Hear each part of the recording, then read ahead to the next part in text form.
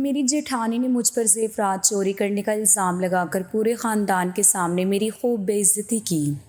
کسی نے میری ایک نہ سنی اور مجھے گھر سے نکال دیا۔ اگلے دن پولیس والوں کو لے کر اپنے سسرال پہنچی اور پھر پولیس نے جب تفتیش کی تو اصل چور کا نام جب سامنے آیا تو سب کے پیروں تلے سے زمین نکل گئی، کیونکہ وہ چور تو صبح کا وقت تھا اور گھر کا صحن ابھی دھلا ہوا تھا۔ میں نے بڑی محنت سے جھاڑو دیا تھا اور چاروں طرف پانی کا چھڑکاؤ کیا تھا تاکہ گرمی میں کچھ ٹھنڈک رہے۔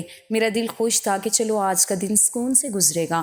میں ابھی کچن کی طرف جانے ہی والی تھی کہ دیورانی کے بچے بھاگتے ہوئے اندر آئے۔ ان کے پیروں میں مٹی تھی اور وہ صحن میں ادھر ادھر دوڑنے لگے، جس سے وہ سارا صحن جو میں نے ابھی صاف کیا تھا وہ دوبارہ گندا ہو گیا۔ میرے دل میں ایک کسک سی ہوئی، لیکن میں نے خود کو سمجھایا کہ بچے ہیں، کھیل رہے ہیں۔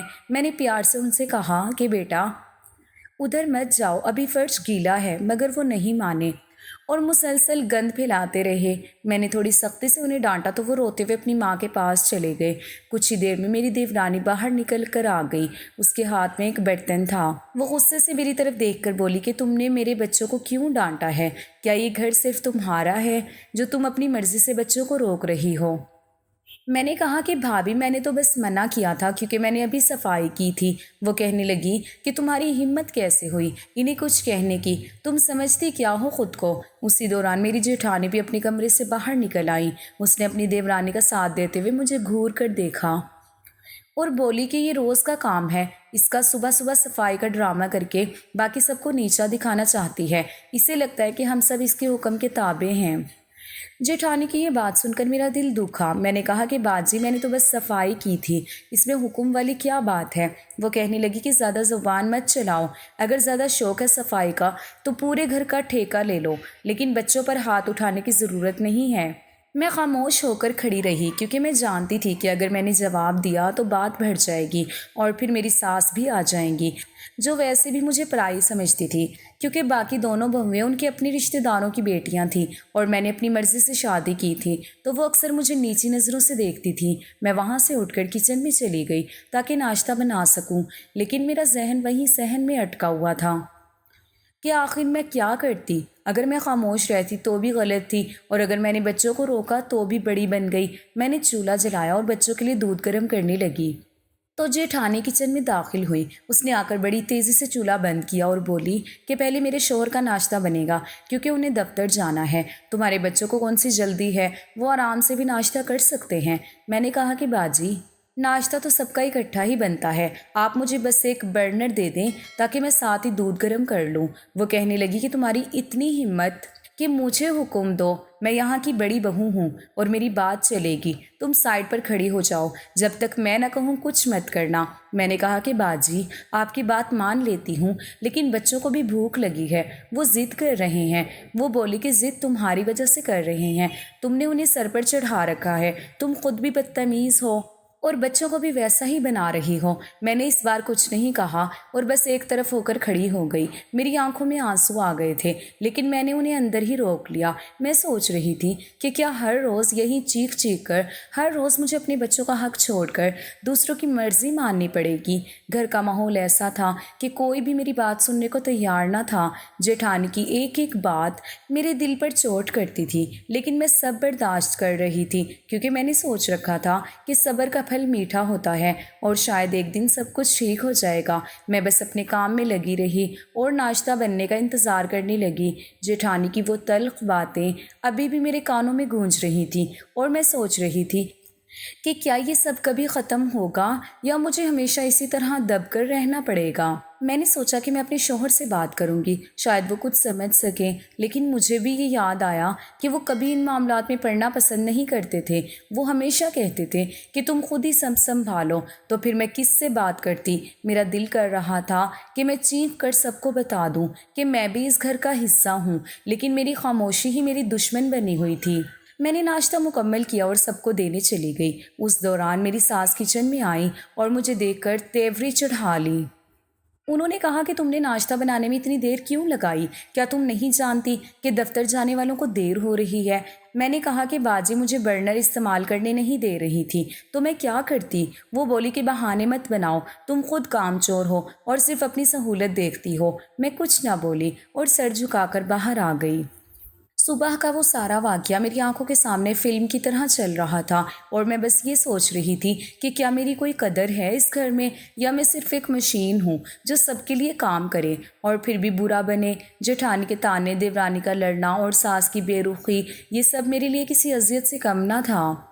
لیکن میں نے ہمت نہیں ہاری۔ میں نے سوچ لیا کہ آج جو بھی ہو جائے اپنا حق مانگ کر رہوں گی، چاہے کچھ بھی ہو جائے۔ میں نے اپنے بچوں کو ناشتہ کرایا اور انہیں لے کر کمرے میں چلی گئی تاکہ اس ماحول سے کچھ دیر دور رہ سکوں۔ وہاں بیٹھ کر میں نے سوچا کہ میں کب تک یہ سب برداشت کروں گی؟ کیا میرا کوئی حق نہیں ہے اس گھر میں؟ میں نے اپنے شوہر کے آنے کا انتظار کرنے کا سوچا اور دل میں ایک عزم کیا کہ آج جو بھی بات ہوگی وہ کھل کر ہوگی۔ میں نے اب فیصلہ کر لیا تھا کہ میں خاموشی کا لبادہ اوڑھ کر نہیں رہوں گی، بلکہ اپنی بات پورے گھر کے سامنے رکھوں گی، چاہے اس کے نتائج کچھ بھی ہوں۔ میں جانتی تھی کہ گھر والے مجھے شک کی نظر سے دیکھتے ہیں، لیکن اب مجھے اس کی پرواہ نہیں تھی، کیونکہ میں جانتی تھی کہ سچ کا ساتھ دینے والا ہمیشہ جیتتا ہے، چاہے وقت کتنا ہی لگے۔ میں نے اللہ پر بھروسہ کیا اور خود کو تیار کیا کہ اب جو کچھ بھی ہوگا وہ میری زندگی کا نیا رخ موڑے گا۔ میں جانتی تھی کہ یہ لڑائی صرف ایک دن کی نہیں ہے، بلکہ یہ میری پوری زندگی کا ایک امتحان ہے جس میں مجھے پاس ہونا ہے، چاہے حالات کتنے ہی مشکل کیوں نہ ہوں۔ میں اب اپنے حق کے لیے لڑنے کو تیار تھی اور مجھے معلوم تھا کہ اس راستے پر مجھے بہت سی مشکلات کا سامنا کرنا پڑے گا، لیکن میں نے ٹھان لی تھی کہ اب میں مزید نہیں جھکوں گی اور اپنی عزت کی حفاظت خود کروں گی۔ یہ میرا پہلا قدم تھا اپنی عزت کی بحالی کی طرف، اور میں جانتی تھی کہ یہ سفر بہت لمبا ہے، لیکن میں اسے مکمل کر کے ہی دم لوں گی، کیونکہ اب اور برداشت کرنا میرے لیے ممکن نہیں تھا۔ اب میری زندگی ایک نئے موڑ پر آ کھڑی تھی جہاں سے پیچھے مڑنا میرے لیے ناممکن تھا۔ میں نے اپنے بچوں کو دیکھا اور سوچا کہ یہ سب میں ان کے لیے کر رہی ہوں تاکہ وہ ایک دن سر اٹھا کر جی سکیں اور کسی کے سامنے جھکنا نہ پڑے۔ ان کے مستقبل کے لیے میں نے یہ فیصلہ لیا تھا اور مجھے یقین تھا کہ میری یہ جدوجہد رنگ لائے گی، چاہے اس کے لیے مجھے کچھ بھی کھونا پڑ جائے۔ میں اب تیار تھی ہر طوفان کا سامنا کرنے کے لیے اور کسی بھی قیمت پر اپنی خودی نہیں گنوانے والی تھی۔ میں جو شادی سے پہلے کہانیاں افسانے لکھتی تھی، مگر شادی کے بعد اپنے لیے وقت ہی نہیں ملا۔ میں نے سوچ لیا اب میں دوبارہ اپنا قلم آزماؤں گی۔ دوپہر کا وقت تھا اور گرمی اپنی شدت پر تھی۔ میں نے سوچا کہ آج گھر کے تمام کپڑے دھو لوں تاکہ کل کے لیے سکون ہو۔ میں نے صحن میں واشنگ مشین لگائی اور اسے پانی سے بھر کر سرف ڈال دیا۔ میں ابھی کپڑے مشین میں ڈال ہی رہی تھی کہ میری جیٹھانی کمرے سے نکلی اور مجھے مشین پر دیکھ کر اس کے چہرے کے تاثرات بدل گئے۔ وہ تیزی سے میرے پاس آئی اور اس سے پہلے کہ میں کچھ سمجھ پاتی اس نے مشین کا سوئچ زور سے کھینچ کر بند کر دیا اور مشین کے اندر سے میرے کپڑے نکال کر زمین پر پھینک دیے۔ میں نے حیرت اور دکھ سے اس کی طرف دیکھا اور پوچھا کہ باجی یہ آپ نے کیا کیا؟ تو وہ چلانے لگی کہ یہ مشین تمہارے باپ کی نہیں ہے جو تم نے صبح سے یہاں پر قبضہ کر رکھا ہے۔ میں نے ٹھنڈے لہجے میں جواب دیا کہ باجی یہ مشین آپ کی بھی نہیں ہے اور نہ ہی میری، تو یہ تو ہم سب کے آنے سے پہلے سے گھر میں موجود ہے اور یہ ساس کی ہے، تو اس پر سب کا حق ہے۔ میں تو بس اپنے بچوں کے کپڑے دھو رہی تھی۔ لیکن جیٹھانی کا غصہ اور بڑھ گیا۔ وہ میری طرف انگلی کر کے بولی کہ زیادہ زبان مت چلاؤ ورنہ تمہیں اس گھر سے نکالنے میں مجھے 2 منٹ لگیں گے۔ اس وقت میرے شوہر برآمدے میں کھڑے تھے اور یہ سب کچھ دیکھ رہے تھے۔ مجھے لگا کہ شاید وہ آ کر میری حمایت کریں گے یا اپنی بھابھی کو روکیں گے، لیکن وہ بس خاموش رہے اور اپنے موبائل میں مگن ہو گئے۔ یہ دیکھ کر میرا دل جیسے اندر سے ٹوٹ گیا، کیونکہ وہی شوہر جو رات کی تنہائی میں مجھ سے محبت کرتے تھے اور سب کچھ مجھ پر نچھاور کرتے تھے، دن کے اجالے میں اپنے ہی گھر والوں کے سامنے میرا ساتھ دینے سے ڈرتے تھے۔ میں اس وقت خاموش نہ رہ سکی اور میں نے جیٹھانی سے کہا کہ آپ یہ کیا کہہ رہی ہیں؟ جتنا گھر یہ آپ کا ہے اتنا ہی میرا بھی ہے۔ آپ مجھے اس گھر سے نکالنے والی کون ہوتی ہیں؟ یہ سن کر جیٹھانی کی آنکھوں میں غصہ اور نفرت کے شعلے بھڑک اٹھے۔ اس نے دھمکیاں آمیز لہجے میں کہا کہ دیکھو اب میں تمہارے ساتھ کرتی کیا ہوں۔ اور پھر شام کا وقت ہوا، جب سب گھر والے اکٹھے ہوئے تو جیٹھانی نے ساس کے کان میں میری شکایتیں کرنی شروع کر دی۔ اس نے ساس سے کہا کہ امی، یہ سمینہ بہت زبان دراز ہو گئی ہے اور یہ گھر کی باتیں اپنے مائکے میں جا کر بتاتی ہے اور یہ بھی کہتی ہے کہ ساس گھر میں کوئی کام نہیں کرتی۔ یہ سن کر ساس کا چہرہ غصے سے سرخ ہو گیا۔ وہ سیدھی میرے پاس آئی اور مجھے برا بھلا کہنا شروع کر دیا۔ انہوں نے مجھ پر چیخنا شروع کر دیا کہ تمہیں شرم نہیں آتی کہ تم میری برائیاں مائکے میں کرتی ہو؟ میں تو تمہاری ماں کی تربیت پر بات کر رہی تھی کہ انہوں نے تمہیں کیا سکھایا ہے۔ میں نے روتے ہوئے کہا کہ امی، اللہ کی قسم میں نے ایسا کچھ نہیں کہا، یہ سب جھوٹ ہے، مگر میری ایک نہ سنی گئی۔ ساس نے کہا کہ آئندہ مجھے اپنی شکل مت دکھانا، میرے کمرے میں کبھی مت آنا۔ یہ وہی ساس تھی جن کی میں ہر روز رات کو ٹانگیں دباتی تھی، ان کے پیروں پر تیل لگاتی تھی تاکہ انہیں سکون مل سکے۔ لیکن آج وہی ساس میرے خلاف کھڑی تھی۔ جیٹھانی نے میری طرف دیکھا اور ایک منحوس مسکراہٹ کے ساتھ بولی کہ میں نے کہا تھا نا تمہیں اس گھر میں نہیں رہنے دوں گی۔ اب دیکھو امی تمہیں یہاں سے نکالیں گی، بس کچھ دن اور صبر کرو، پھر دیکھو آگے ہوتا کیا ہے۔ میں وہاں سے بھاگ کر اپنے کمرے میں چلی گئی اور اندر سے کنڈی لگا کر رونے لگی۔ مجھے ایسا لگا جیسے پوری دنیا میرے خلاف ہو گئی ہے۔ شام کو شوہر گھر واپس آئے تو مجھے روتے ہوئے دیکھ کر انہوں نے پوچھا کہ کیا ہوا؟ میں نے کہا کہ کچھ نہیں، وہی روز کے معاملات ہیں، لیکن کیا آپ کبھی میرے حق میں بولیں گے؟ تو وہ لاپرواہی سے بولے کہ یہ عورتوں کے معاملات ہیں، مجھے اس سب سے دور رکھو۔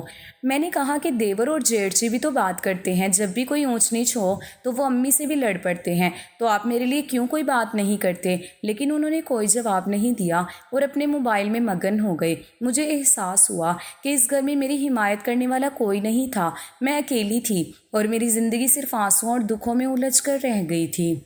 لیکن میں نے اس دن ہمت نہیں ہاری۔ میں نے دل میں ٹھان لی تھی کہ چاہے کچھ بھی ہو جائے میں اپنے ساتھ ہونے والی زیادتیوں کے خلاف کھڑی رہوں گی، چاہے اس کے لیے مجھے کتنا ہی بڑا خمیازہ کیوں نہ بھگتنا پڑے۔ یہ میرا آخری فیصلہ تھا اپنی زندگی کے بارے میں۔ رات کے 2 بج رہے تھے اور پورے گھر میں ایک ویرانی سی چھائی ہوئی تھی جس میں صرف دیوار گھڑی کے ٹک ٹک کرنے کی آواز سنائی دے رہی تھی۔ میں اپنے کمرے کے ایک کونے پر بستر پر اداس بیٹھی تھی اور میرے ذہن میں وہی تلخ باتیں گھوم رہی تھی جو سارا دن مجھے سننے کو ملی تھی۔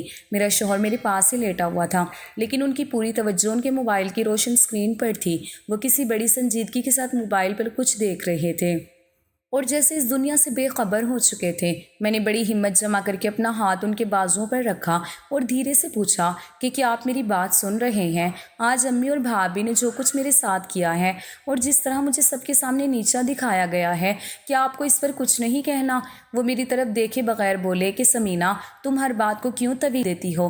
یہ عورتوں کے گھر کے چھوٹے چھوٹے معاملات ہیں، مجھے ان سے دور ہی رکھا کرو۔ میں نے کہا کہ بھلا یہ معمولی معاملات کیسے ہو سکتے ہیں؟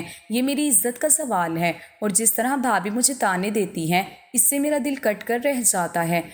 کیا آپ ایک بار بھی میرے حق میں نہیں بول سکتے؟ باقی دیور اور جیٹھ بھی تو اپنی بیویوں کے لیے ماں سے بحث کر لیتے ہیں، پھر آپ کیوں خاموش رہتے ہیں؟ یہ سن کر وہ غصے سے اٹھ کر بیٹھ گئے اور موبائل سائڈ پر پھینکتے ہوئے بولے کہ میں ان جیسا نہیں ہوں، میں اپنی ماں سے بحث نہیں کر سکتا، تم خود سمجھدار ہو، خاموش رہا کرو۔ یہ کہہ کر وہ دوبارہ لیٹ گئے اور میں اپنی ہی دیواروں کو تکتی رہ گئی۔ مجھے تب پہلی بار شدت سے احساس ہوا کہ اس گھر میں میرا کوئی سہارا نہیں ہے۔ میرا شوہر میرا ساتھ دینے کی بجائے اپنے آرام کو ترجیح دے رہا ہے۔ میں یہاں کے لیے اپنی جنگ لڑ رہی ہوں۔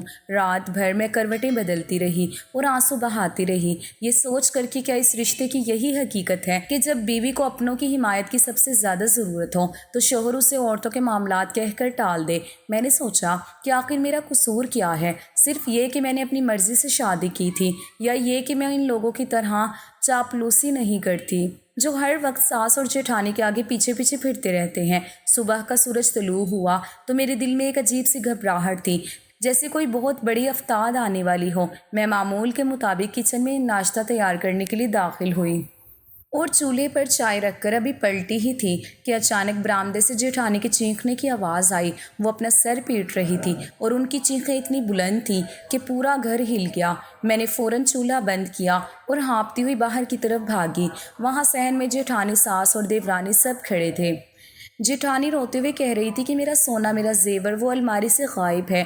मैंने कल रात वहीं रखा था। सबके चेहरे जर्द हो गए और घर में एक कहराम सा मच गया। जेठानी की हालत ऐसी थी जैसे उन पर कोई बहुत बड़ा पहाड़ टूट पड़ा हो। वो पागलों की तरह अलमारी को टटोल रही थी और कह रही थी कि कैसे गायब हो सकता है, ये तो मेरी माँ की निशानी थी। मैं भी वहीं खड़ी थी कि अचानक जेठानी की नज़र मुझ पर पड़ी तो वो मेरे करीब आई और मेरी तरफ उंगली से इशारा करके बोली कि तुम, मुझे पता है ये तुम्हारी ही हरकत है, तुमने ही चोरी की है, क्योंकि तुम हमेशा मेरी चीज़ों पर बुरी नज़र रखती थी। मैं सख्ते में आ गई और मेरी ज़ुबान से अल्फाज नहीं निकल रहे थे। मैंने बड़ी मुश्किल से कहा कि बाजी, आपको गलत फहमी हुई है, मैंने कोई चोरी नहीं की। मैं तो सुबह से किचन में हूँ। मगर मेरी बात को किसी ने अहमियत न दी। सास ने मुझे ऐसे घूरा जैसे मैं कोई गुनाहगार हूँ और जेठानी चीखती रही कि मुझे इंसाफ चाहिए, उसने मेरा जेवर चुराया है और अब ढिठाई से इनकार कर रही है। मैंने वहाँ खड़े अपने शौहर को देखा मगर वो नज़रें चुराने लगे और एक कदम भी मेरी तरफ ना बढ़े। जेठानी ने मुझे बालों से पकड़कर घसीटते हुए मेरे कमरे की तरफ ले जाना शुरू किया। मैं दहाई देती रही कि खुदा के लिए मुझे छोड़ दे, मैंने कुछ नहीं किया, लेकिन उसने एक न सुनी। उसने मुझे मेरे कमरे में ज़ोर से धक्का दिया और बाहर से कुंडी लगा दी। मैं अंदर चीखती रही, रोती रही, लेकिन दरवाज़ा खोलने वाला कोई नहीं था। मुझे ऐसा लग रहा था जैसे मेरी पूरी ज़िंदगी के किरदार पर एक दाग लगा दिया गया है। मैं कमरे के फर्श पर बैठकर अल्लाह से दुआ करने लगी कि या अल्लाह, अगर मैं सच्ची हूँ तो मेरी सच्चाई को सबके सामने ला, क्योंकि अब इस घर में मेरा कोई वकील नहीं है। मैंने अपनी अलमारी खोली, शायद कोई चीज़ इधर उधर हुई हो, लेकिन सब कुछ वैसा ही था जैसा मैंने रखा था। मैं सोच रही थी कि अगर मैंने चोरी नहीं की तो जेवर कहाँ गया? क्या वाकई चोरी हुई है या ये कोई बहुत बड़ी साजिश है? मैं इसी कश्मकश में मुब्तला थी कि दोपहर का वक्त हो गया और घर में सन्नाटा छा गया। तब मेरे दरवाजे की कुंडी खोल दी गई, मगर अब भी शक सबका मुझ पर था। मैंने हिम्मत की और सोचा, देवरानी को यकीन दिलाऊंगी कि मैंने चोरी नहीं की। अपने कमरे के दरवाजे से देखा कि जेठानी अपने कमरे में अकेली बैठी हुई थी। वो अपने फ़ोन पर अपनी सगी बड़ी बहन से बात कर रही थी और उसके लहजे में कोई बनावट नहीं थी, वो सच में रो रही थी। मैंने कान लगाकर सुना तो वो कह रही थी कि वो जेवर सच में गुम हो गया है। मैंने अलमारी छान मारी है, वो नहीं मिल रहा। मुझे यकीन है समीना नहीं किया है, मैं उसे छोड़ूंगी नहीं। आपने मुझे वो जेवर दिया था, वो मेरी माँ की निशानी थी, मैं उसे ऐसे ज़ाया नहीं होने दूंगी। मैं ये सुनकर साकित रह गई। इसका मतलब था कि वो अदाकारी नहीं कर रही थी, उसका जेवर वाकई गुम हुआ था और वो सच में सदमे में थी। उसके रोने की आवाज़ सुनकर मुझे एहसास हुआ कि जेवर का गुम होना कोई ड्रामा नहीं बल्कि सच है। अब मुझे डर लगने लगा कि अगर वाकई चोरी हुई है तो फिर किसने की है और क्यों की है? क्या इस घर में कोई ऐसा शख्स भी है जो ये सब कुछ कर सकता है? मेरे जहन में एक ही लम्हे में कई सवालात उभर आए और मैं मज़ीद उलझ गई। मुझे समझ नहीं आ रहा था कि अब मैं क्या करूं। कमरे में कैद तन्हाई के वो चंद घंटे मेरे लिए जैसे सदियों पर मुहित थे और जब शाम ढलने लगी तो दरवाजे पर दस्तक हुई और मेरे शौहर अंदर दाखिल हुए। उनके चेहरे पर गुस्से की बजाय एक अजीब सी बेबसी और लाताल्लुकी थी। उन्होंने मुझे देखते ही कहा कि तुमने ये क्या किया समीना? मैंने तुम पर कितना एतमाद किया था और तुमने मेरी इज्जत खाक में मिला दी। मैंने उनका हाथ पकड़कर कहा कि मैंने कुछ नहीं किया, आप क्यों मुझ पर यकीन नहीं कर रहे? मगर उन्होंने अपना हाथ झटक दिया और कहा, भाभी के जेवरात तुम्हारे कमरे से मिले या ना मिले, लेकिन पूरा घर तुम्हें ही मुजरिम समझ रहा है और अब मेरे पास भी तुम्हें बचाने का कोई रास्ता नहीं है। मैंने कहा कि आपको कम से कम मेरी बात तो सुननी चाहिए थी, मगर वो उल्टे कदमों बाहर निकल गए और थोड़ी ही देर बाद कमरे का दरवाज़ा दोबारा खुला तो वहाँ जेठ और सास खड़ी थी। जेठ की आंखों में शदीद नफरत थी और सास के लबों पर तानों की बौछार थी। जेठ ने मुझे बाजू से पकड़कर खड़ा किया और कहा कि तुम जैसी चोर और बेगैरत औरत इस घर में रहने के लायक नहीं है। सास ने भी उनका साथ देते हुए कहा कि निकल जाओ इस घर से और अपनी बदतमीज़ी अपने मायके ले जाओ। तुमने हमारी इज्जत नीलाम कर दी है और अब तुम्हारा यहाँ कोई काम नहीं है। मैंने रोते हुए अपने बच्चों को संभाला और कहा कि मैं बेगुनाह हूँ, मगर उन्होंने मुझे धक्के देते हुए घर के मरकज़ी दरवाजे तक पहुँचा दिया اور میرا سامان بھی باہر پھینک دیا۔ میں اپنے بچوں کے ساتھ سڑک پر کھڑی تھی اور میرے پاس کہیں جانے کا کوئی راستہ نہیں تھا سوائے اپنے مائکے کے۔ میں وہاں پہنچی تو میرے گھر والے میرا حلیہ دیکھ کر سکتے میں آ گئے۔ میں نے انہیں سارا واقعہ سنایا تو میرے بھائی نے کہا کہ اگر تم سچی ہو تو ہمیں ابھی قانونی کارروائی کرنی چاہیے۔ میں نے ٹھنڈے لہجے میں کہا کہ میں ضرور واپس جاؤں گی، مگر اس بار اکیلی نہیں بلکہ انصاف کے ساتھ، کیونکہ یہ میری عزت کا معاملہ ہے اور میں کسی کو اپنی زندگی برباد کرنے کا موقع نہیں دوں گی۔ میں نے رات بھر جا کر تمام معاملات پر غور کیا اور سوچا کہ اگر چور میں نہیں ہوں تو پھر کون ہو سکتا ہے۔ میں نے ماضی کے تمام واقعات کو جوڑا تو مجھے شک ہوا کہ جیٹھ ہی وہ شخص ہیں جو اکثر قرضوں میں ڈوبے رہتے تھے اور آج کل ان کا رویہ بھی کچھ بدلا ہوا تھا۔ میں نے فیصلہ کیا کہ کل صبح ہی میں پولیس کے ساتھ اس گھر جاؤں گی تاکہ دودھ کا دودھ اور پانی کا پانی ہو جائے۔ اگلی صبح ہوتے ہی میں نے پولیس کے افسر سے رابطہ کیا اور انہیں گھر کا پتہ دیا اور بتایا کہ میرے ساتھ کس طرح کا سلوک ہوا ہے۔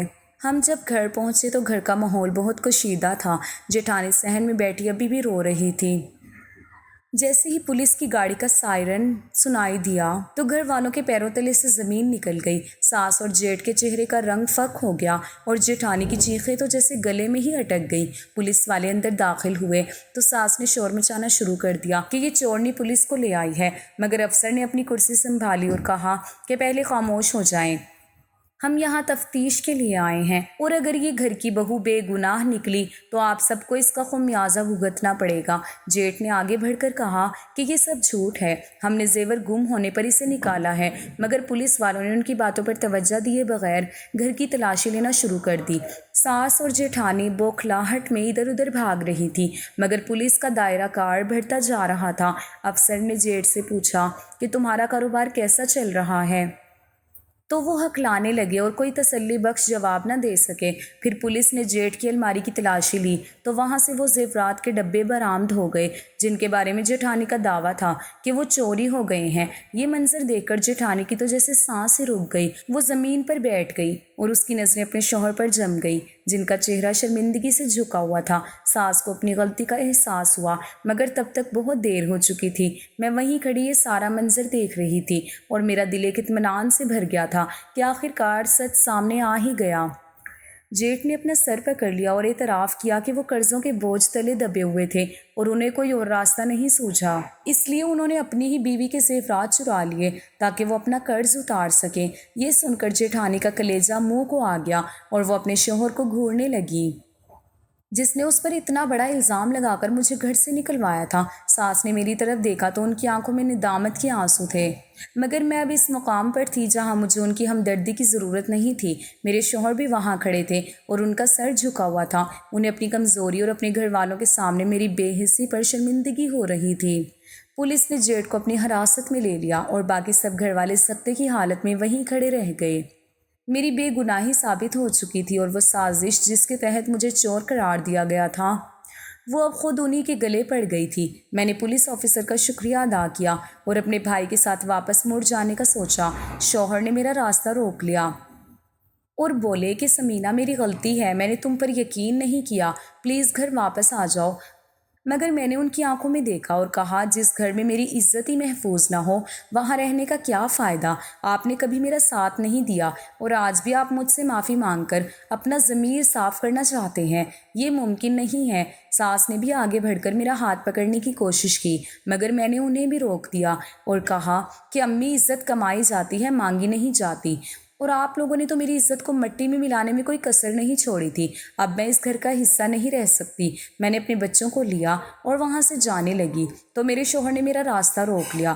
ان کی آنکھوں میں پہلی بار مجھے سچی ندامت نظر آئی۔ وہ میرے پیروں میں بیٹھ گئے اور کہنے لگے سمینہ مجھے معاف کر دو، یہ سب میری کمزوری تھی، میں نے تمہیں وہ مقام نہیں دیا جس کی تم حقدار تھی، اور میری اسی خاموشی نے باقیوں کو تم پر ظلم کرنے کا حوصلہ دیا۔ میں نے اپنی انا کو تمہاری عزت سے بڑا سمجھا، مگر آج جب تم نے مجھے آئینہ دکھایا ہے تو مجھے اپنی شکست کا احساس ہو رہا ہے۔ پلیز بچوں کی خاطر ایک موقع مجھے اور دے دو۔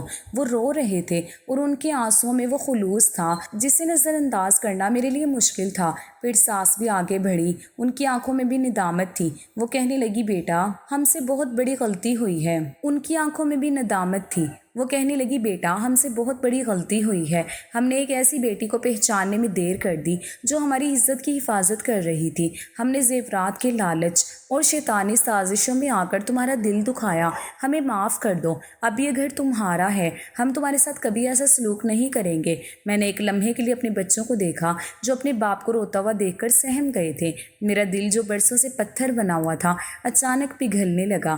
میں نے سوچا کہ اگر میں آج بدلہ لینے کی خاطر سب کچھ ختم کر دوں تو کیا مجھے سکون ملے گا؟ شاید نہیں۔ انتقام سے زیادہ طاقتور چیز معافی ہے۔ میں نے اللہ کا نام لیا اور فیصلہ کیا کہ میں اس رشتے کو ایک اور موقع دوں گی، مگر اس بار اپنی شرائط پر۔ میں نے شوہر کا ہاتھ تھام کر انہیں اٹھایا اور کہا میں آپ کو اور اس گھر والوں کو معاف کرتی ہوں، لیکن اس شرط پر کہ آج کے بعد میں صرف ایک بہو نہیں بلکہ اس گھر کی برابر کی حصے دار سمجھی جاؤں گی۔ میری خودداری پر کوئی سمجھوتا نہیں ہوگا اور میرے بچوں کو وہی احترام ملے گا جس کے وہ حقدار ہیں۔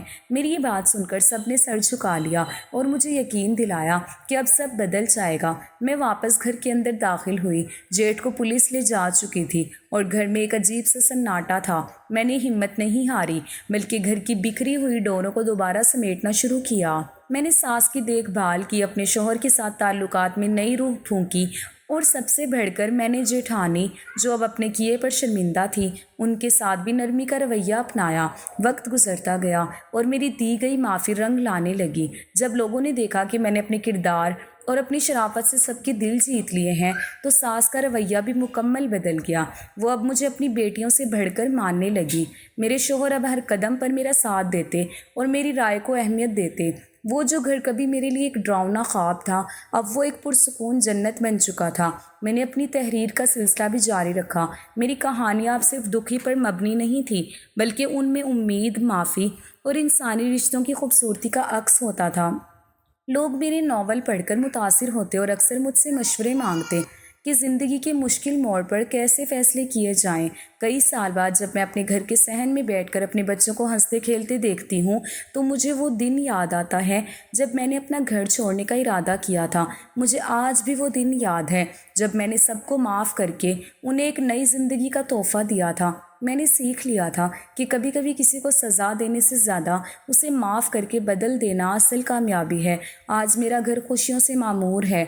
جیٹ جو اپنی سزا کاٹ کر لوٹے وہ بھی ایک بدلتا ہوا انسان بن چکے ہیں۔ ہم سب ایک دوسرے کے دکھ سکھ میں برابر کی شریک ہیں۔ میں آج ایک کامیاب مصنفہ ہوں، ایک خوشحال بیوی ہوں اور ایک ایسی ماں ہوں جس کے بچے فخر سے کہتے ہیں کہ ہماری ماں نے اپنی محبت اور برداشت سے پورے خاندان کو جوڑ کر رکھا ہے۔ میری زندگی کا یہ تجربہ مجھے یہ سکھا گیا کہ معافی میں وہ طاقت ہے جو بڑے سے بڑے طوفان کو تھما سکتی ہے۔ میں نے جو راستہ چنا اس نے نہ صرف میری عزت بحال کی بلکہ ایک ٹوٹے ہوئے گھر کو بھی جوڑ دیا۔ میری کہانی کی یہ ہیپی اینڈنگ اس بات کا ثبوت ہے کہ اگر دل میں سچائی اور نیت میں خلوص ہو تو اللہ تعالیٰ حالات کو بدلنے میں دیر نہیں کرتا۔ میری زندگی کا ہر لمحہ اب اسی شکر گزاری میں گزرتا ہے کہ میں نے نفرت کو شکست دے کر محبت کو جیت لیا تھا۔